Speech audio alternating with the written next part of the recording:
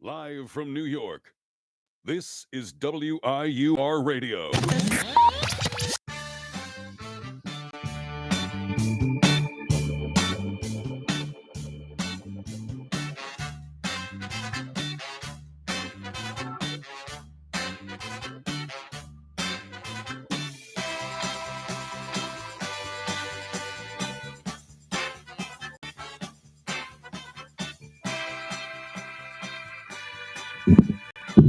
Ladies and gentlemen, welcome back to the Booth Review on WIUR Radio, live from our studio here in New Rochelle. Robbie Basil, JJ Seglio, Chase Caridi. We are back again, gentlemen. Last time we were here, it was all NFL. That was the main story. Chaos was abound. Teams couldn't hold on to the ball, and the Jets lost again. So there was some normalcy of what was going on in the NFL. But now, it's not all NFL this week. And while I would love to talk about every blocked field goal and missed kick and interception, you couldn't wait 5 minutes before you brought that up. What happened to his team, too? It happened to me. We lost after it happened. I lost on 2 of them. He gets muted. Bills had a really nice Thursday night football. It was good. It was good. Yeah, JJ gets muted. JJ gets muted. I know. The weirdness is back. But let's talk baseball. I think that's the main thing that's going on. We're going to start with the wild card race that people actually care about, the National League, because that one's absolutely nuts. The Mets decided to win a baseball game. We're not hitting the sound effect again, but the Mets did decide to win a baseball game. 2 of them, actually. 2 of them. Won a series. Pretty big. Against a good team again. Are we sure this is not like July? Are we sure we're not in July? I feel like I relived the Padres series all over again. Same here. But New York Mets currently holding that third wild card spot, apparently a wild card spot that no one wants to have. It feels like a game of hot potato. It's ridiculous. Like the Reds, Diamondbacks, Mets are like, I don't want it. I don't want it. I don't want it. I don't want it. It's ridiculous. Nobody wants to make the playoffs, but all 3 teams are absolutely garbage. And that's why so many people are thinking that the third wild card was such a bad idea, because all of these teams suck. Like nobody's good. Nobody wants it. Nobody wants to win. The Reds had a golden opportunity to gain so much ground, and they drop a series at home to the Pittsburgh Pirates. They were a Noelvi Marte, Rob Tormont away from getting swept. Pretty wild stuff. It is unbelievable. It is pretty wild. I mean, with the way everything was going, I was expecting, someone not named the Mets to win it, but now there's 3 teams within 2 games of each other. I mean, the Marlins were in it for like 5 minutes. They were like trying to make things weird. Getting swept by the Phillies will definitely lower those chances. Absolutely. Now they play the Mets to finish this season. Chase, with the way the NL wild card is going, I mean, this is one of the craziest wild card races I've ever seen.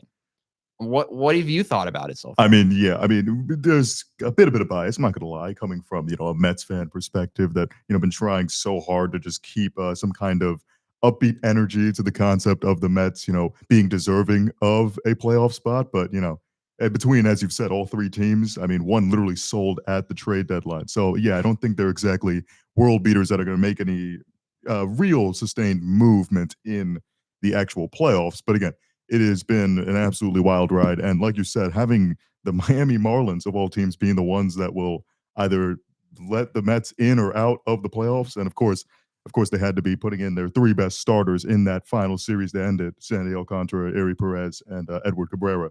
So it's going to be an interesting series. And just pray to God we don't end up seeing Cincinnati or Arizona in the playoffs. Oh my God. Cincinnati? After the Diamondbacks last year and what happened to them and how they lost because the Mets decided not to win game 162 and they just punted the game completely so the Braves could get in. Like that doubleheader was one of the most bizarre things I've seen in baseball.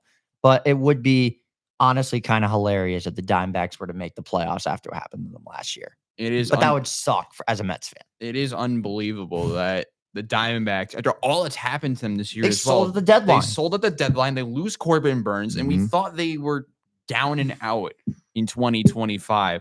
Unfortunately, the baseball guys want madness, and we're getting a little bit of it now. If you take a look at the final series of the season for teams that matter, the New York Mets, of course, are playing the Marlins, which is concerning because It's the Marlins.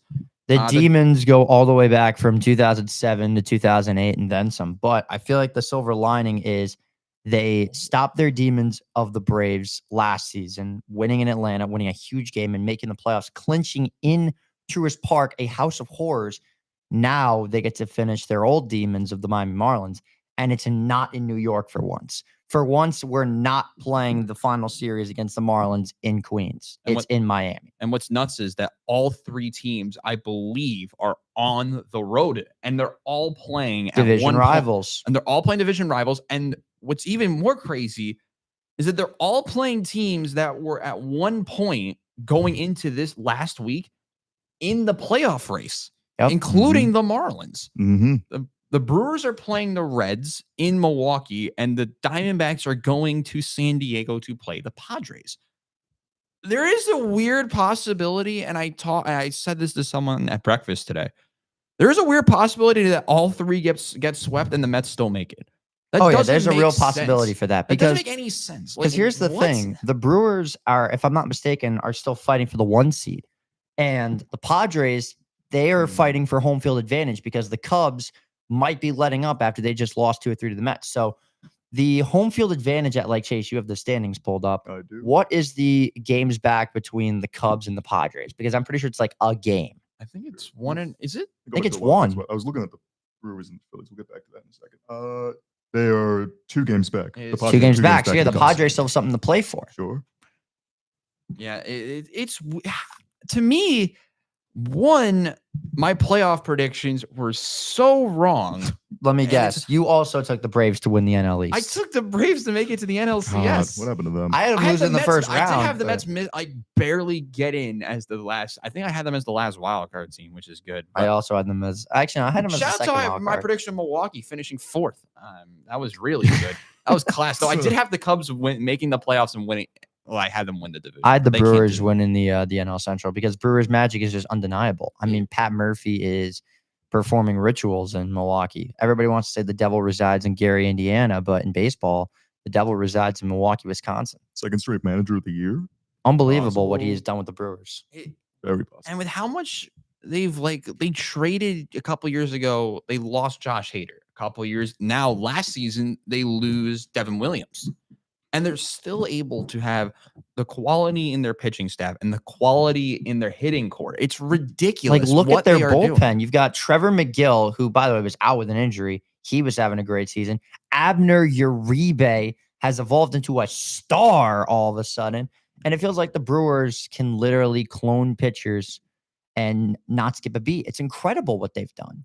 I It really mean, is. Yeah, it's exactly. I mean, that's exactly what, as Mets fans, we all expected to kind of see with David Stearns coming into that front office and kind of recreating that Brewers energy. And of course, it hasn't gone their way most times with their experiments, including, well, I mean, you know, he saw some success with Sean Manaea or Luis Severino, but then there are the Frankie Montases of the world in the Mets Frankie Stearns Montas experiment. of the So, world. you know, The Ty Adcox. highs he's and gonna- lows, and they're not, well, we'll see if they end up paying off by the end of this weekend. We talked about this at the Iona Manhattan game, but I'm pretty sure the Mets have had, what was it, 46, 47 starting pitchers? It's a, it's pitchers a MLB to pitch record. in a game. Yeah, MLB record done by the Miami Marlins with 45 just last year. Yeah, but especially both teams sharing one similarity, of course, of all the injuries. But the one thing I noticed about the Marlins rotation from last year, how young they were. Yeah. Now that's the Mhm. thing with the Mets. And I was going to talk to you about this last night, but I was studying for an exam about Nolan McLean and how good he's looked. Because I last told night he y'all. was excellent. I told you this kid was the future. I said everybody wanted to say that Jonah Tong was the best of the three.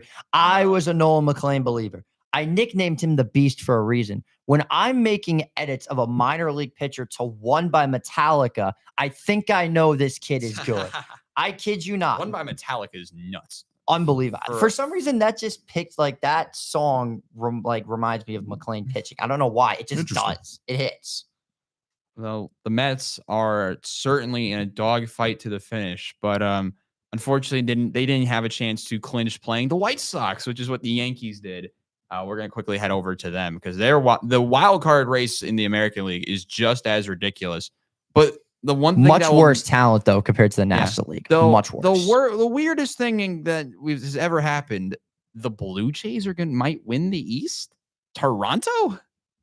It's a tight race. Oh, Finally, Canada. they're finally playing up to their potential. It's about time they finally did something. Second team I had that I projected to finish fourth that will win a division this year. I said So, be the Yankees, but I had it as Boston because I had had too much- Boston number 2. So the thing is right now, we take a look at the American League wild card. The Yankees clinched because Michael Taylor doesn't want to lay out for a catch. They also threw a wild pitch on the final strike of the game. I'm not sure if you caught that, but I was watching that game. White Sox were 1 strike away from winning, and they threw a wild pitch, and threw the a wild Yankees pitch? tied the game Wonderful. on it. Wonderful. Brilliant. You know, the White Sox in a nutshell. That's why they are the worst team in the American And League. it's not But close. is it close? And Probably. the all-time worst team in the history of Major League Baseball just last year. Last year. Shout out to the 2025 Colorado Rockies, who we thought were going to be so much worse. What is their record? Not the worst team in baseball. Congratulations to the Rockies. 43 and 106. No, they are the worst. I mean, they are the worst team this season. How many losses do they need? They needed 121. So here's my question. Yeah, at least they avoid that. And this is what you They're not the worst team in baseball history. Here's my one question. And this is for all you stat nerds at home. What is the worst team, like the most runs allowed you've ever seen in a season? Because the Colorado Rockies have conceded 1,007. I mean, that's an absurd number. That's unbelievable. And they Is don't anyone even close? No. No. No one's even conceded 900. Some of the Nationals The will have next more No one- than one's even gotten 900. The next one is Washington. At Was it 876. 876? No Mhm. one's even conceded 900. These guys conceded over Run 1,000. differential of negative 416. That's it? Hey, you know what? That's The incredible. second best is 200. So I'm Or worse, I should say. surprised that it's not more. Maybe but- record wise, they're not the worst team. I gotta see what was the 2024 White Sox. Can we go back? I to don't that? think we need Yes, to go we down can. a Chicago White Sox Yeah. rabbit Yes, hole. we can. Shout out we negative 5. Well, JJ's looking at that. We'll ask you, Chase, about the American League wild card race. And the biggest story that we learned about from this week was the absolute choke job of the Mhm. Tigers. Oh, and they allowed worse goodness. runs than they allowed less runs than the 2024 or 2025 Washington Nationals. That's- So the White Sox run differential wise aren't even the worst team in the 2025 season. So maybe the Rockies are the worst team in the history of baseball. But yeah, back to the question with the Tigers. They're now tied, but of Mhm. course are behind on tiebreakers. Yes.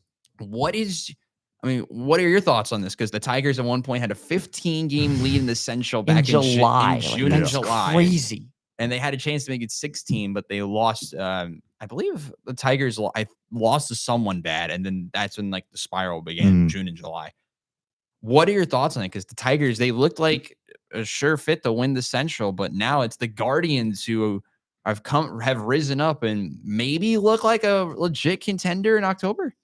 I mean, yeah, like looking at, especially before the season started, looking at maybe the AL East is probably where the most actual talent in the AL was. I mean, the West is the Mariners and the Astros. That's about it, which had been a nice story, but I don't know how much either team really goes far in the actual playoffs.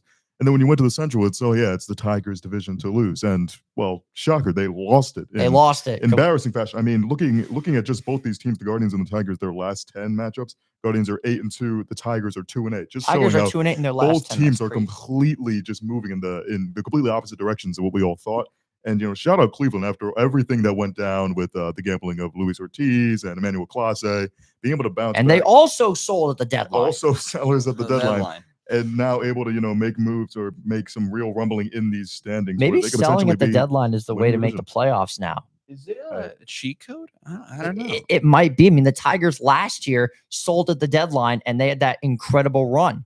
And now the Guardians are doing the same thing. This feels like a major league script, isn't it? Where's the cardboard cutout in the clubhouse? Oh my Something is not right. Ooh, jeez. If you know, you know. If you know, you know. So- Major League, one of the greatest baseball movies ever.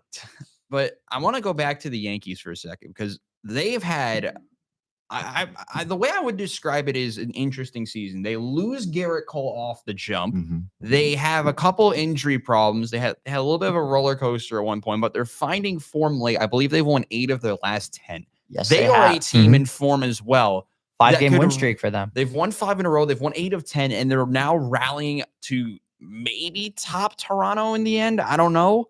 it's gonna be it's a tough challenge, JJ. But this Yankees group, they're looking good, and they're looking good at the right time.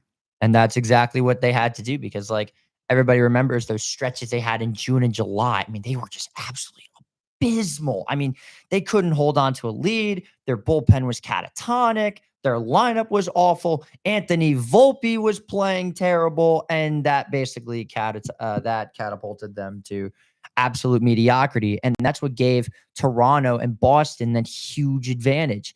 And now, like clockwork, Toronto has lost 4 or 6 of their last 10, and they might honestly blow this. It's another opportunity. Shout out the Yankees for waking up. They've played excellent, and they're doing things with one of the, I believe, the favorite for the American League MVP right now, Aaron. And what a lot of people believe is the American League MVP and Aaron Judge. But real quick, let's talk about the Mariners.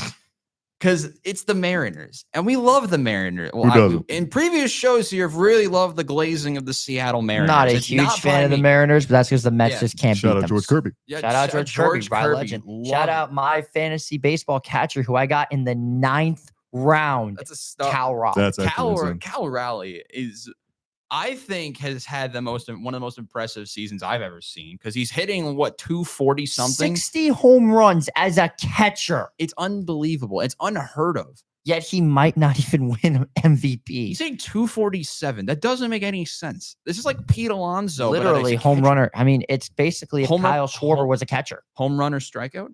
Yeah, basically strikeout or nukes. He's hit 60 home runs. He's projected hit 61. Like that's like 3 games left in the season. His OPS is still under 1,000. He might end up getting to 63. It's close. Though. I don't in regular season. I don't think so because with 3 games, I mean, yes, it's very possible that it could happen, but I mean, the Mariners are playing the Dodgers, so it is kind of possible. Dodgers have nothing to play for. They clinched the NL West. They got nothing to play for. Funny for the 1 seed. I hope they let Cal Raleigh get the record. Nah, just throw fastballs. Throw fastballs right down the middle. Leave the it's Yankee fans. It's like playing against me in MLB The Show. Just throw fastballs down the middle. Just don't throw an outside pitch to Bryce Terang against Robbie Basil. And maybe we'll see what happens.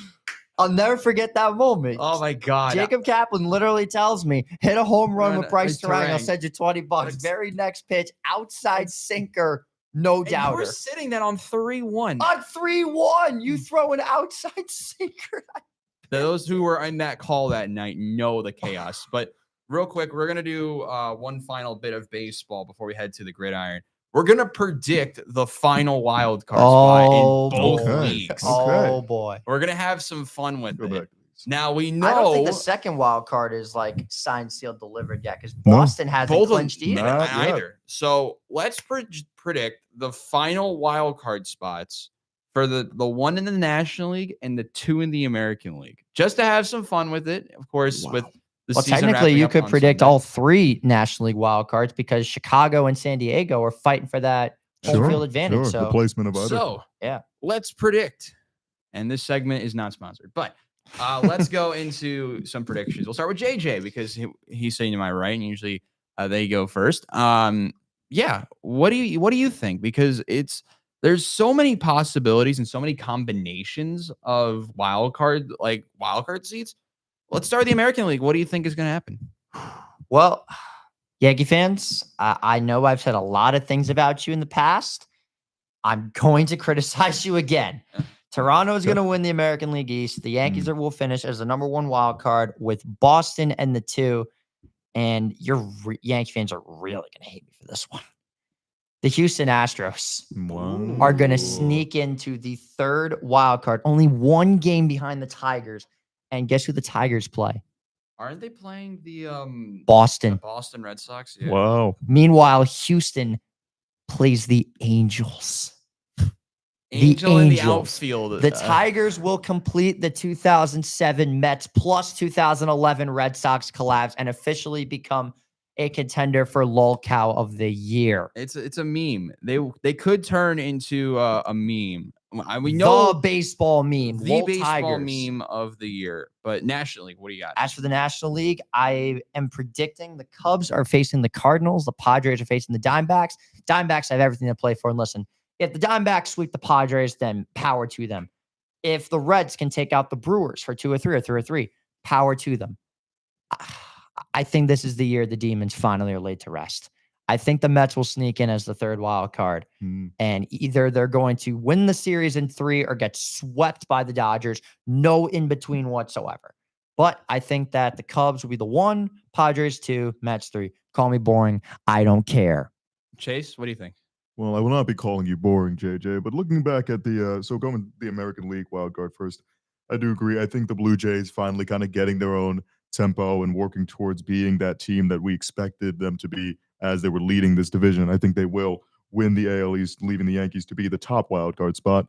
And then I don't see much movement again between the Red Sox and then the Tigers. I mean, the Astros, obviously, we hold so much high pedigree in terms of their constant playoff success and being able to make it and be able to go far. But just the team just does not look like what we've seen in the past. And I know the Tigers, we've seen that they've had this mighty collapse and are now fighting for playoff lives when they could have been fighting for one of the top seats in the AL. They were the best team in the American League by like 7 games. And that we are far from that point. But yeah. I'm still going to say that they're going to at least make it to the dance and hopefully make noise, because if not, it's going to look like very bad if you're Detroit. You want to talk about, though, you said playoff stability. There's a stat that happened the other day. Actually, it was yesterday when the Dodgers clinched the NL West. That is the 12th time they have clinched the division in 13 years. Ridiculous. You want to talk about playoff stability. I mean, take it away, Robbie. So, American League, I saw the pitching matchups for Boston and Detroit. I like Detroit's options better. Is it Skubal? Skubal is pitching the last one. It's Casey Mize against Kyle Harrison tonight. Now, I, in the past, have loved Casey Mize. Kyle Harrison's been superb. Kyle Harrison's been really good. I think tonight's a low-scoring one, but I like the Tigers tonight. I think Casey Mize, this is his moment to prove himself. I like I think it's going to be exactly what it is right now. But I don't know if head-to-head, because I have the Tigers winning the series. I don't know if the Tigers would then jump Boston. I don't know how that works. Regardless, I think it will be the same 3 teams, maybe Tigers and Red Sox flip. I don't see the Astros sweeping. The Astros have to sweep then if the Tigers take 2 of 3. I don't see it happening. So I'm going to keep it what it is in the American League. And the National League, I'm actually keeping it the same as well. I know boring, but the New York Mets, it's going to be a tough challenge. I think the team under a lot of pressure is going to be Cincinnati, because they have not, I don't think they've played that well against Milwaukee this year. And Arizona is playing the Padres. That's always a challenge. So I am going to favor the team in the National League East. I'm going to go with the New York Mets. The Reds have won 1 of the last 4 against the Brewers. I think they're going to lose a couple of those this weekend. So I say it's going to be the same as it is right now. I think there's a chance that the Cubs and Padres flip. There's a very good chance, I think, of that happening. But right now, I think it's going to stay what it is. Maybe a little bit of a flop in the standings, but it's going to be fun. And that is one of the multiple sporting events that you should be tuning into this weekend. Quick PSA, though. Can they add the magic numbers on MLB.com? Why is it so hard to find the postseason magic numbers? Well, because it could change every day. But fair enough. We are the Booth Review. We're going to take a quick break here on WIUR Radio.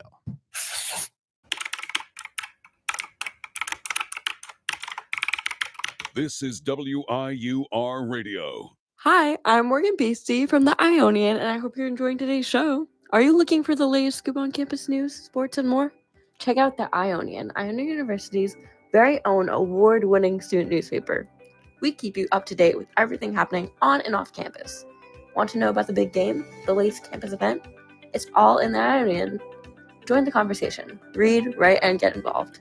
Visit www.theionian.org or pick up a copy around campus. Stay informed, stay connected. Now, back to WIUR, Iona University Radio.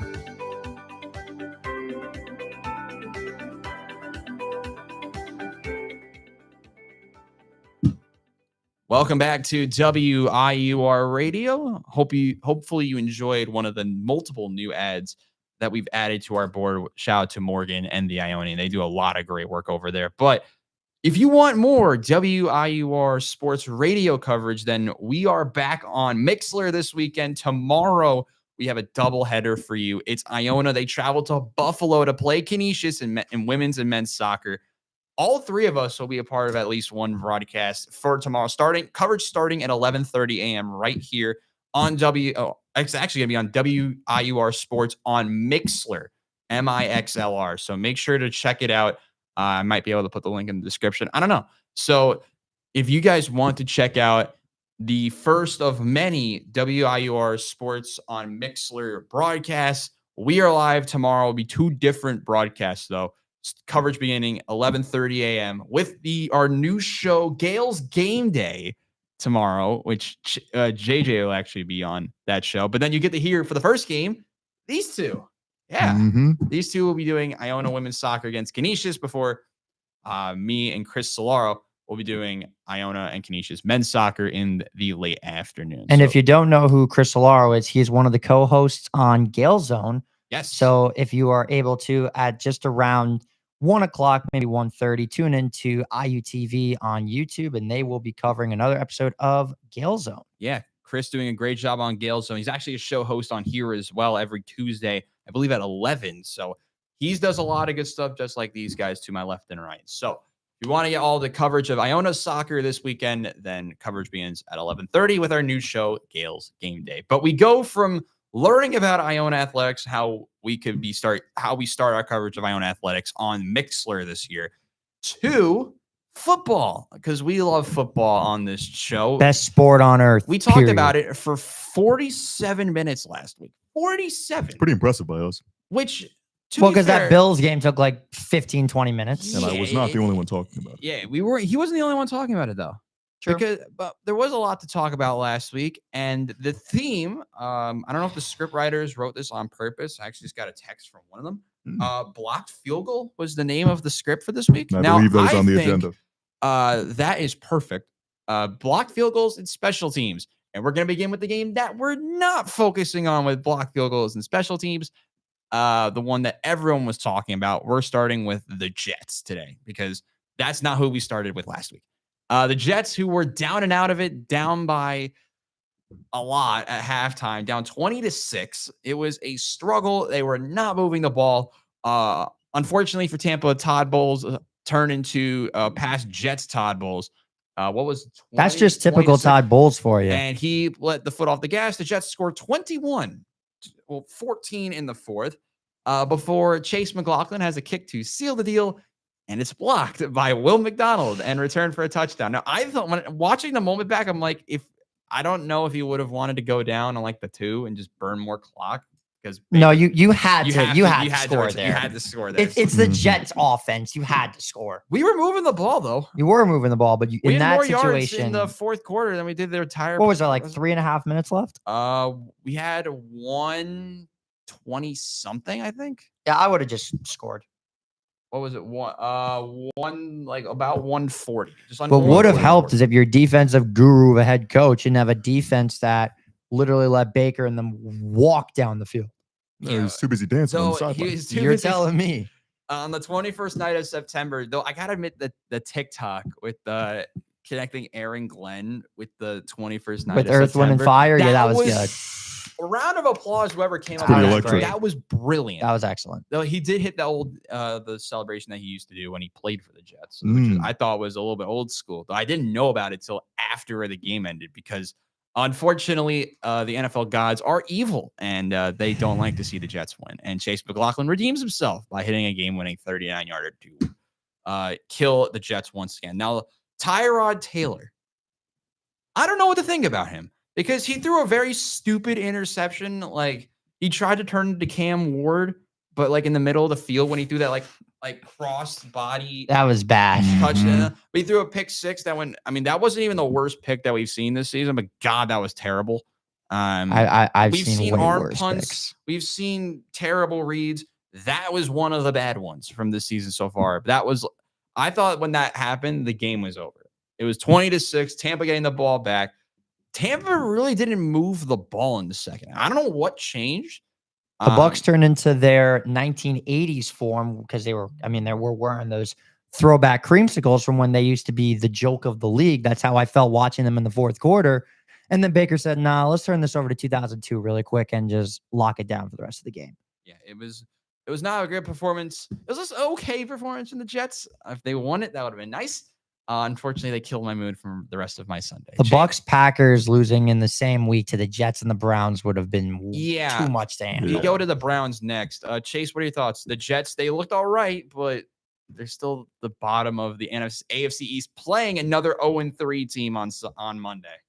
Oh, and boy, aren't we ready for that one against my the God. Dolphins of all teams. Dude, Rivalry a of the loser bowl? ages. Hell yeah. A loser bowl between a head coach who doesn't know how to do a press conference and a team that doesn't know how to move the ball. A Monday for all Really? to view. Dare I 9-6. say- What a 9-6 matchup. incoming. Dare 9-6. I say, do we have ourselves a week 4 tank bowl? No, No. the Dolphins aren't tanking. Like Not yet. They're They about to just be. Well, the Not Dolphins yet. just suck. I think that's the one thing we have to accept is that the Dolphins are just bad. Like can we all like understand that the Dolphins are just bad? I They're mean, not trying listen. to- In The certain Dolphins are situations, tanking for They're They're sellers. playing teams close. You know, they're able to play Yeah. the Bills close. They're able to That's play the exactly what I'm Patriots close. The Jets were able to do the same thing. Obviously, they played the Steelers close. We don't really know how good that team is, especially looking at their most recent matchups.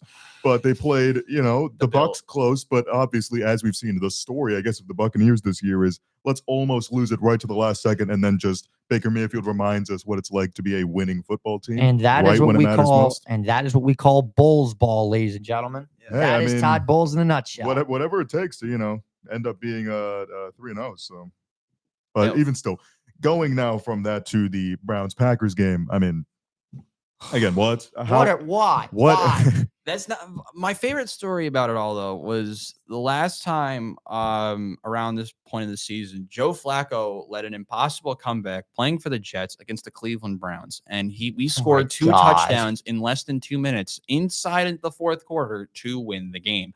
Now, unfortunately, Was that for last year? 2 years, 2 years a ago. couple I was about to years. say 2 That years was ago. Garrett 3 years Wilson's ago. 2 rookie- years No, that was when I was a freshman. That was 3 years ago. Yeah, now. 3 years ago. That game 2022? was gnarly. That was 3. 'Cause I was a freshman at that point. Yikes. Unfortunately, the football gods did not help the road team in this one because Brandon McManus had a field goal blocked, and then Joe Flacco moved the ball 20 yards, and then Huge throw to Njoku. and then quick 55-yard field goal ball game, and what we Andre, thought was the hold best on. team so Hold far. on. We're not going to go past that guy's name. We're gonna go to that in a Andre second. Smith. We're going to that Learn in a his second. name. Sure. So sure, the best team in the NFL scores 10 points, punts the ball more than pass. It felt like punt the ball more than pass attempts, and lose to the Cleveland Browns. So naturally, the Cleveland Browns have a better record than the New York Jets, the Miami Dolphins, and a couple others. That doesn't make any sense. Like the And same Cleveland record Browns, as the Chiefs and the Ravens. The real question is, though, how good is that Browns defense? I it mean, looks good. they held the Bengals to 17. They Well- held the Packers to 10. It's week 1 Cincinnati though, That is but true. then they got destroyed by the Baltimore Andre Ravens. Smith, by the way, he was the guy that the Browns fans wanted run out of town because he single-handedly costed them that game against the Bengals. I think it's safe to say he redeemed himself. They're making a 55-yarder. Yeah, it's pretty good. It's a pretty good way to, redeem yourself as the Cleveland Browns have the same record as the Baltimore Ravens. Love to see Who will it. probably have a worse record after they play the Kansas City Chiefs. Oh, yeah. But we'll Probably. get to that when we get to that. Yeah, we'll get to them in a second. But then we have the other team that got blocked. Like, no, we're gonna skip past them. That's our last topic of the day. Let's go back to the Baltimore Ravens. Thank you. Because yay, Ravens. For those who have the Ravens defense in fantasy, I'm sorry. And You I fell know, for and it. I I mean- know I am one of those people. And Nah. I wanted to cry myself to sleep. Though I was Are very the real sad. gunslingers, are they 0-3? We're 1-2. Yeah, you won. We Fine. won the first week, and then we've lost 2 in a row because One of a those couple of factors. And one of those players is David Montgomery, who I thought was not going to touch the ball. Him and Derrick Henry get a touchdown within a couple minutes of each other to start the game. And that's how I lost in fantasy last week. But Chase, the Lions, they're good. They look really good without Ben Johnson. I mean, yeah, we obviously, everyone had their week 1 overreactions as soon as they got, dismantled by the Green Bay Packers. They were just like, okay, well, it's back to being the Packers division, just like the days of Favre and Rodgers, and we can just stop thinking about the Lions. But they decided to remind us, we saw a big time win against the Chicago Bears and think, okay, you should do that against the Bears if you're just in any way a competent team. But going over to Baltimore and having this game that was everything that we all expected it to be, a really good, close game, back and forth. big time scoring drives between one another. I mean, Dave Montgomery going almost the whole distance of. Thank goodness Marlon Humphrey was able to stop that after Malachi Starks completely whiffed on that tackle. But That was brutal. That was again, bad. just being able to go back and forth. Derrick Henry, another fumble in the fourth quarter. I mean, is that a storyline now? That's the Or is third game in a something- row he's fumbled, by Is the that way. something we're going to talk about? I mean, as a Bills fan, I'd love to talk about it, but still, invested Justice Hill stock while you we've can. gotten to the point where and the Lions, they're still keeping that same energy. Yeah, they are. The Lions are good. Going on that fourth down, the play actions, Amon-Ra St. Brown, even getting that holding call off of Marlon Humphrey, just like perfect to a T ball played by the Detroit Lions. But where they here's my successfully question, won though, against a Chase. really You want to big say team, that like the Ravens. Lions are very good, but here's my thing: are the Ravens just overrated? Defensively, I don't think that's hard to say, but I think the offense just has too much talent to really say that. I mean, here's the biggest thing that you didn't mention about the Lions that I'm going to because I'm a defensive guru and I have to applaud the Lions for this. They sacked Lamar Jackson 7 times. I don't think I've ever seen Lamar get sacked more than 3 times in one game That's the most sacks we've seen in a game since I believe. without Aaron Glenn as their DC. dominant red By the zone way, that's the defense by them, most for sacks sure. I believe we've seen in a game since the Rams got 9 against the Minnesota Vikings. Yes, I sir. believe that's From the what playoffs?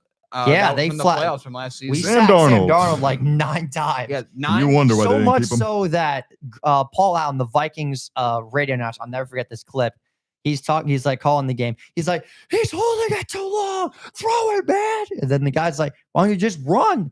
Just run. Like, yeah, that was a pretty memorable moment. Rushing ran Sam Darnold out of town, Shout out the greatest radio announcer in which sports, isn't Paul looking Allen. good because you have Carson Wentz and JJ McCarthy, but Yeah, That's the thing. and the for another Vikings time. quarterback room is under some question, or we thought they were, because then they proceeded to absolutely destroy the Bengals. we'll Any see how they hope do in that- Dublin. Now they have to go to Ireland, Yep, Dublin. and now they're Go playing. to Ireland. And now they're playing a guy who made the Jets offense look terrible last season, Aaron Rodgers. But here's And my this question, club though. with the Pittsburgh You have Steelers. to, you mentioned the Vikings and you want to bring up like Carson Wentz, JJ McCarthy. Are we not going to shout out what has to be one of the most incredible performances in one game by Isaiah Rodgers? Mm. He took a fumble, like John Gruden said. I'm pretty sure he took a fumble back. What was it, 66 yards in that game? You can take a look at it. I- 48-10, by the way, was the score of the Vikings over the Bengals. Jake Browning is not good.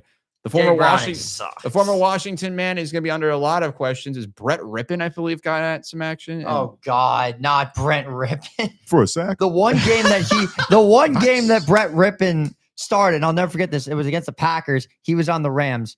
We had to run the ball 50 times because he literally could not catch a snap. He couldn't throw the ball more than 10 yards. It was the Packers did everything they could to hand us the game, and we couldn't move the ball. So yeah, I have Brett Rippon, horror stories of Brett Rippon. Brett Rippon did play in the fourth quarter against the Vikings and got sacked allegedly. So that's fun.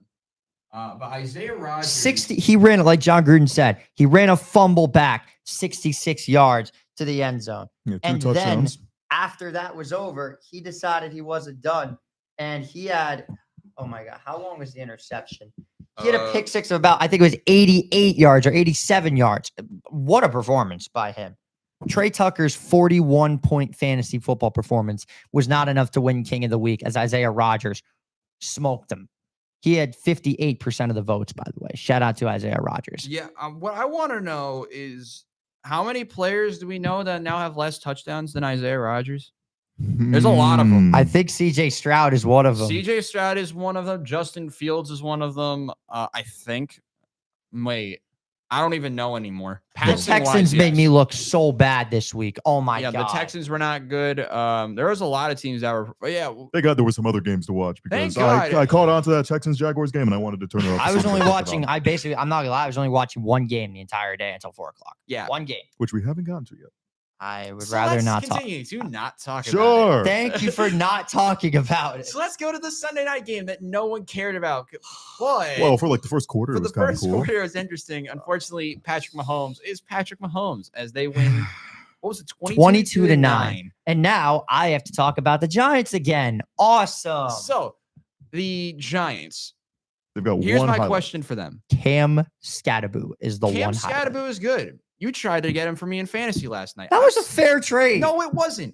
Chat, yes or no? Is Cortland Sutton for Cam Scatterby a fair trade? Yes or no in the No. chat? You get receiver depth. I get a running back. No, I have one running back on my team. Fine, then I'll give you another running back. No. I also have That's Cortland why I Sutton in the said league. I He's wanted to one of the get biggest That's boomer why I bust said I wide don't want receivers Krosky currently Merritt. I in had Jameson football. Williams. There You you could go. get Bill Krosky Merritt. Take Jameson Williams off my team.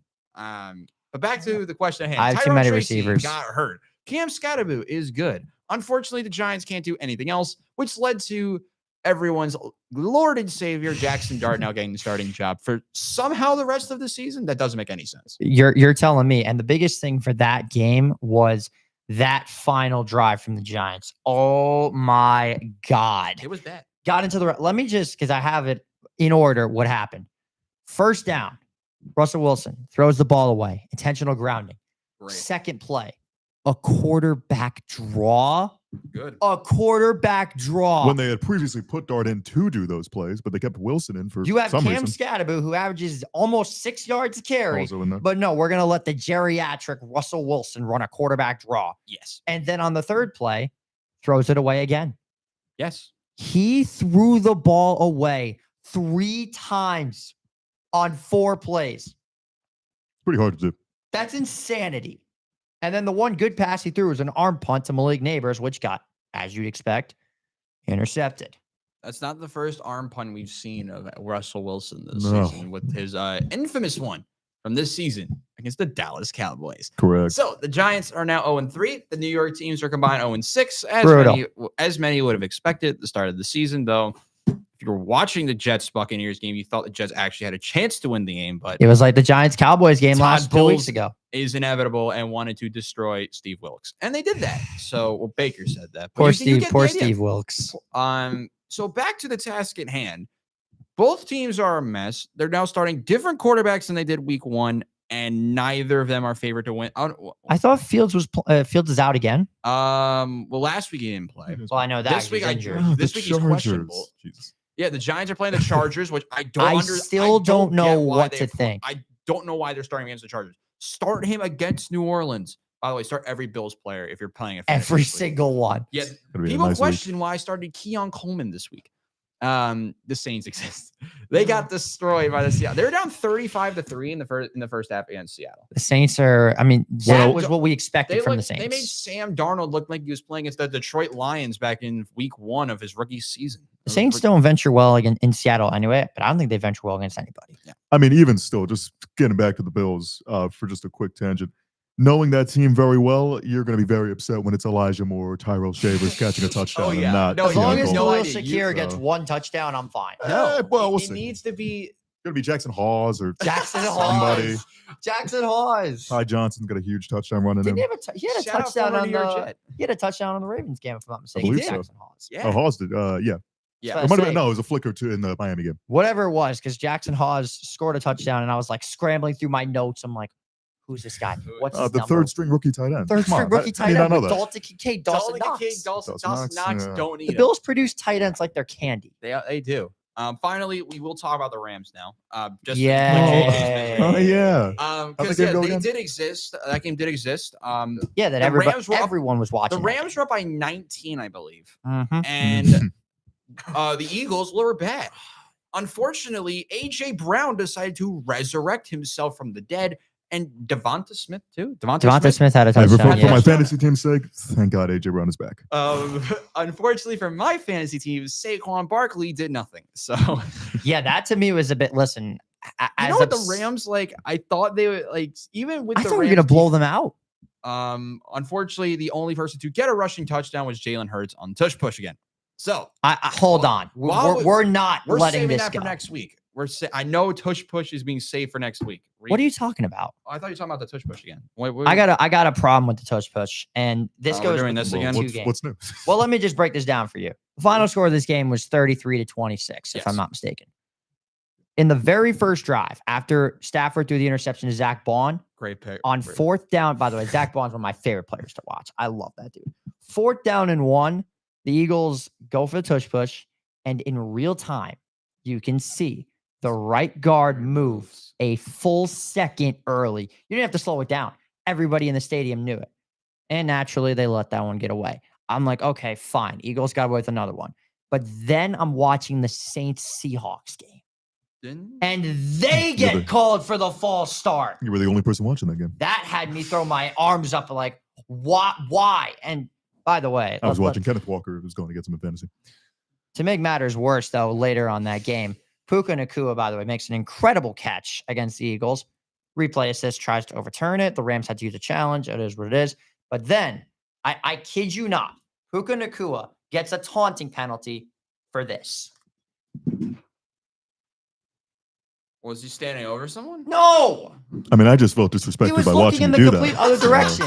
And then on Monday like it Night makes Football, sense. with what I saw Amon-Ra St. Brown get away with, I'm like, are you kidding me? Yeah, the Amon-Ra St. Brown thing was kind of nuts, but Kinda. Yeah, kind of. well, I was Bit saying wide. kind of, so we continue with the theme with the Rams, but The sad thing I'll is, just walk you through what happened. The Rams were up by a lot. They then blow it, and then they had a chance to win it, and the field goal got blocked. Jordan Davis Twice. touchdown. Return to the touchdown. Return to the touchdown. What, the But to be fastest fair, speed of someone of his weight? to be fair, Something I like think that. the Well, Rams I knew don't know the what game his was 40 over. time is. 40 time was, but He definitely that ran was faster than Yeah, whatever it was. the Rams knew the game was. I mean, you could watch the replay. Half of them were jogging. They knew the game was over. They're like, all right, let them score, whatever. Yeah. But the No, truth of the fair. matter is, and this is the most upsetting part for me, Joshua Cardi made 4 field goals before the 2 that got blocked. He would have been the MVP, no questions asked. Also, if you could get yourself a kicker that knows how to knuckleball the kickoff, because it puts the opposing team on the 10-yard line almost every single time. Trade for the Panthers kicker. Shout out Fitzgerald. Hey, that is someone I want to be traded at the deadline. Is because the Panthers, we don't know how good they're going to be. But The with the one Falcons, thing- man. Oh my The god. one thing we do know about the It's the Bucs Panthers division. is that they know how to defeat the Falcons 30-0. So on top of that, they know how to do kickoffs. So if you want a kicker, trade for the Panthers one. yeah, because you're That's not my- because Joshua Cardi's not for sale. Also, before we get to the picks, I just have to throw this crazy stat out there. Rams Eagles on Sunday afternoon. That was the first time in NFL history a team blocked 2 consecutive field goals in one game. First time ever. Brilliant. Can't make it Yeah. up. Let's get to picks. Yeah. But before we get to picks, we are taking a commercial break. We'll be right back. WIUR Radio. Let's hear about our sports broadcasting part of our group. Untouchable, unstoppable. This is WIUR Sports Radio. Hi, I'm Robbie Basil, president of WIUR Radio, and I hope you're enjoying today's show. Have you ever wanted to call the biggest games, the biggest moments for the biggest names for Iona Athletics? Then the newly founded WIUR Sports Radio is the place to be. Launched in January of 2025, our goal is to try and get broadcasters here at Iona an opportunity to learn, succeed, and get a chance to be on air. From getting to call the big moments at the hack, Dinkins trying to go to the rack. Denied! Yafet Mundi! To seeing the crack of the bat at City Park. The line drive into left field, around third, and it kicks away. The Gales are going to win it in 10. We make those moments happen on our brand new WIUR Sports Radio platform on Mixer. If you're interested, feel free to reach out to me via email or to the rest of my e-board to join the club. We are WIUR Sports Radio, the new home of Iona Athletics. Now, back to the show on WIUR, Iona University Radio. Hopefully you like the new ad. I think it's pretty good. I like it. It's good. Yeah, the guy's voice is pretty nice. He's got a nice voice. Yeah, thank you. Make sure to check out our coverage of Iona soccer this weekend. Coverage begins tomorrow, actually, because the game's tomorrow. 11:30 a.m. with Gales Game Day, and then it's Iona Women's Soccer at 12, and then Gales Game Day again before our showcase game, Iona Men's Soccer, facing a Canisius team that actually looks to be pretty good. They've won their conference opener a couple of days ago. Hopefully, the women's soccer team is able to get it together after a brutal 2-0 loss to Manhattan yesterday. But they have an opportunity to go on the road and get a result. But we will talk about that tomorrow. It is time for everyone's favorite segment. It's time for the Booth Reviews picks for the week. So we begin with the game that no one cares. I'm kidding. I think I went 5 for 5 last week. We Someone are needs to keep not track. starting with the freaking Jaguars and the Niners. I I know. think he chose Broncos over Chargers. You chose Niner- Broncos over Chargers. Oh, yeah, I that's went right. 4 for 5. Boo. Was there a boost? Oh, no, I sound went effect 3 there? for 5. Somebody boom. I don't know. All right. I know, 'cause I chose the Chargers, baby. JJ sold. He's trying to glaze his picks again. All right. Yeah. Well, you will start with. I'm writing this down, by the way. We're starting with Carson Wentz, who will probably be starting for the Vikings again, going to Ireland in the battle of. I don't know who's actually going to watch this game because it's at 9:30 I'm in the definitely morning. watching this game. I'm not waking up for that. But you'll wake up for 9 a.m. soccer. Yes. Brutal. They're playing Aaron Rodgers and the Steelers. Yeah. Picks. Chase, go. I mean, JJ's already done his whole sense on Isaiah Rodgers and his incredible game, but the Minnesota Vikings as a defense as a whole were very successful. I know it was Jake Browning and the Bengals of all teams, but I don't necessarily take the Aaron Rodgers in 2025 led Steelers offense as much better. Maybe DK Metcalf will have a nice play or two, and I'll be upset about him being on my bench, but still.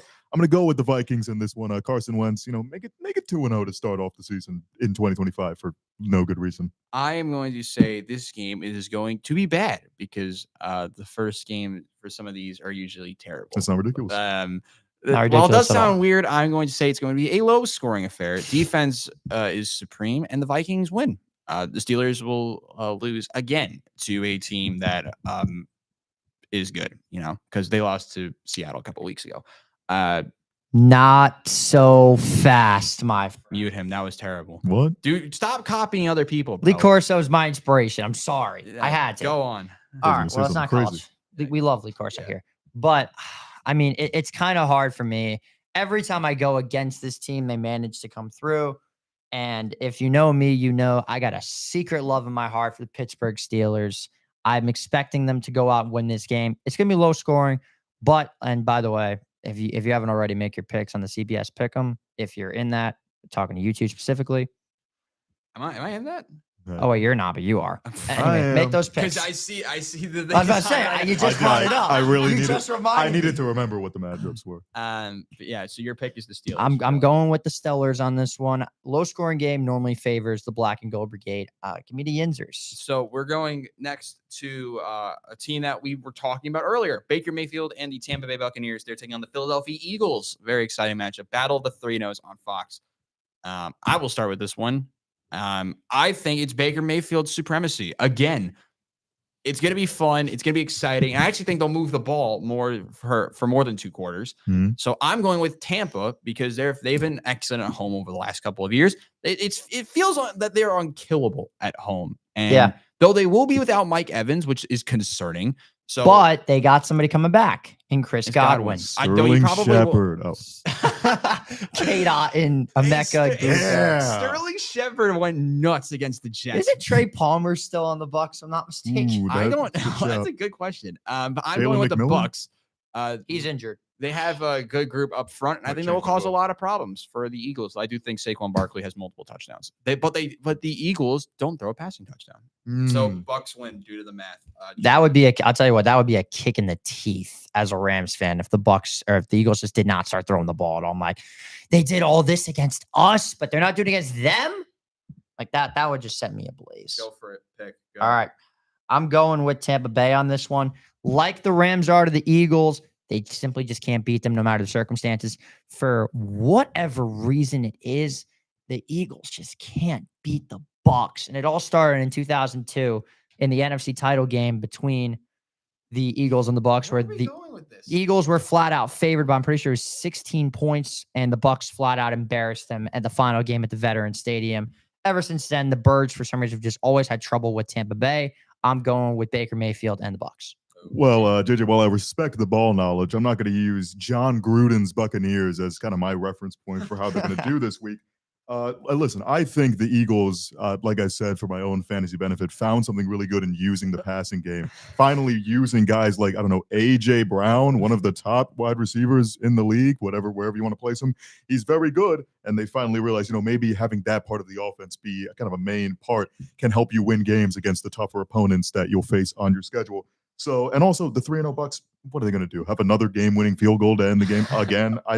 I don't see it. Maybe I'm siding with the homerism of the Philadelphia Eagles. I'm taking them to go 4-0 to start out this season. All right, good pick. We go to the 4:00 session, and we begin with the Ravens and the Chiefs, 2 teams that have been underperforming and underwhelming to start the season, but both of them will be looking to finally get to 500 for the first time since before the season started. JJ, go ahead. Tough game. Very, very tough game. For some reason, the Ravens have just not had their number whatsoever against Kansas City. I mean, people want to say that I should be impressed with Kansas City. I mean, they did go out and beat the New York Giants, which are basically 12 Billy Napiers on one coaching staff. That's how I feel about the Giants. But for some awkward reason, I just have a hunch because Baltimore, they can't beat Kansas City, especially not in Arrowhead. I'm taking Kansas City on the upset.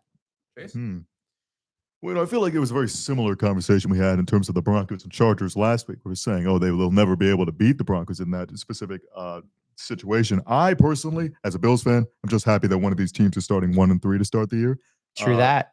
I think I'd rather it be the Chiefs, and maybe that has something to do with my vote. But I also just think the Ravens as a team are more successful than where Kansas City is. At least it's Lamar, Derrick Henry, and some guys, and not just Mahomes and some guys. So, with that at least ability to move around the ball a little more, I'm going to go with Baltimore. Yeah, I'm also going with Baltimore. I've got this pick wrong in the past, but I think what we saw on Sunday night was a couple of holes in a couple moments with the run defense of the Kansas City Chiefs, and they were able to watch Cam Scatterboot run all over them. Now they have someone who will hopefully hold on to the ball for the whole game, please. Just a little bit better. In Derrick Henry. Maybe. So as long as he doesn't fumble, I think the Ravens win this one in a nail biter. It'll be a very fun game to be in the middle of your Sunday. So if you're studying for an exam, do it in the morning. That's my thing on that. Well, the Dublin game. Come on. Yeah. Oh, the Dublin game, They're of course. crazy in the Dublin morning. game, bro. Steelers and Oilers. It's going to be crazy. 2 more games to go. We're going to go with the other premier game at 4:00 between Daniel Jones and the Indianapolis Colts. They're taking on the Rams, who are somehow worse than the Colts. While you will take that how you will, I'm going Indianapolis. I'm kidding. I'm not going Indianapolis. I was about to say, use your brain, so man. Here's my thing. Indianapolis are a very weird team, and they already beat a really good defense. However, that was at home. Now they're playing I'm going to say they're a little bit of a worse defense than Denver. I like the secondary for Denver much better. But Doesn't the entire world. But I think this is the time where Daniel Jones finally loses. So I am going with Los Angeles because Daniel Jones is not inevitable. Seglio? Great pick. Love that. Love it. So you already know who I'm taking. I'm taking the Rams. My teams have not lost to Daniel Jones since 2016 when he played at Duke and went into South Bend and beat us. And I'm going to just say this right now. Hilarious. Yeah, but, that was great. Van Groten Notre Dame defense, which, by the way, Chris Ash is getting very close to that point. But I'm going to just throw this out there right now. I am so confident we win this game that if Indianapolis beats us and Daniel Jones has a game-winning drive, I'm buying a Daniel Jones jersey for the Colts because I'm the biggest Daniel Jones hater on planet Earth. Like the stream, Bookmark it. Clip that. Bookmark it. And then next week, when the Colts win, my pick will be wrong, which sucks, but we will clip that and have it play multiple times in the video. That's okay. I think that'll be. It might take a while for the jersey to get here, but I'm gonna try my best. Yeah. Go to maybe I don't know. THGate. Yeah, that would work. Colts, Rams, Chase. Yeah, I'll make it quick. You guys don't understand how much I want to root for the Colts right now, but I'll go with the Rams. Just they need a bounce back. So we have 1 minute left. Final game, Sunday Night Football. It's the Green Bay Packers. It's the Dallas Cowboys. All together. On the count of 3. 1, 2, 3. Packers. But Cowboys cover. Yeah. Sure. The Cowboys can't defend. I think that's a Micah Parsons 3-4 sacks. That's the real pick. How many sacks is Micah Parsons going to get? Comment down below how many sacks you think Micah Parsons is going to get. I'll say 2.5. I'm going to say 1. 2.5. One. Actually, I'll go with 1.5 because they'll be so much focusing on him, but then everyone else in that defense. Yeah, Packers will be too busy scoring. Like how many 50 tackles for Kenny defense. Clark is the real question. 4. Who cares? 5. Sure, that works. Well, that unfortunately we've run out of time. Thank you so much for watching another edition of the Booth Review. As of right now, we will go back to our regular time of a noon start time every Friday here on WIUR Radio. For JJ Seglio and Chase Caridi, I'm Robbie Basil saying so long. We'll see you guys next week. That's the wrong button. Live from New York, this is WIUR Radio.